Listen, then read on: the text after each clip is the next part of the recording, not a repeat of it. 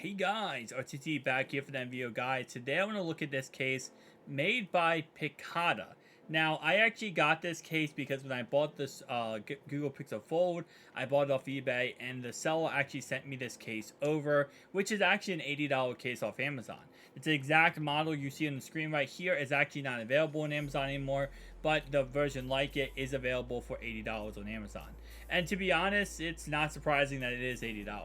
I might end up picking up a new version of this case. As you can see, the adhesive right there is kind of disgusting and, no longer really works that well, as I'm not sure how many times the other person took off this case and put it back on. I could get adhesive strips, but I might just go ahead and get all together a new case. But I'll be honest with you, I absolutely love this case. And it's a case that I really cannot use this phone without this case on. It's not because I think I'm going to drop this phone or break this phone or, I feel like this phone is delicate. It really comes down to the simple fact of opening the phone up.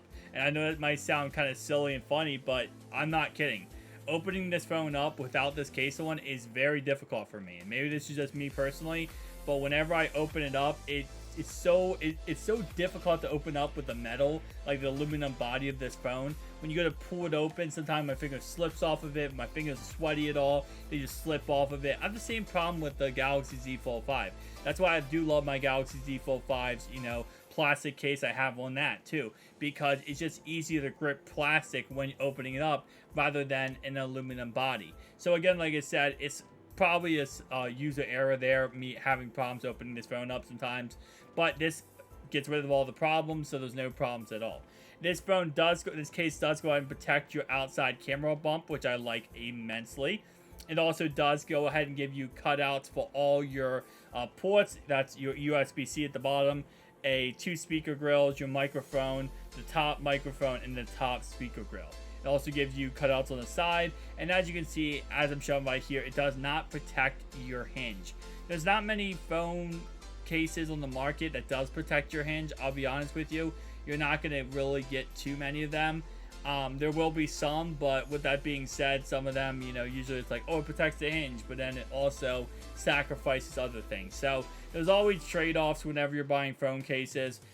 There will be some, though, that does protect your hinge 100% and will be very expensive. So it's one of those situations. I'm going to be picking up a lot of different phone cases over the next couple months, really seeing which one I like the best for this phone. And again, obviously, listen, this phone's $1,800. You want to protect it as much as humanly possible. So getting the correct case is pretty much the most vital thing you can do. Especially with this phone being, as delicate it is on the inside display, you want to make sure you're not risking anything while using this phone. And again, this phone is more of a snap-on. It does have adhesive, which I like. Again, like I said before, I don't personally have adhesive on this because of the fact that, I got it used. But it does have adhesive, so it stays on the phone. I never had an issue with that. Even the adhesive being old for me, I've never had an issue with this falling off or the case coming off. So I gotta say, overall-wise, I give this case a solid 8 out of 10. I think it's a really good case. Again, $80 is expensive, but for affordable phone cases, it's kind of right in the ballpark range of where they go for. Thank you guys for watching. I'll see you guys in the next one. Peace out.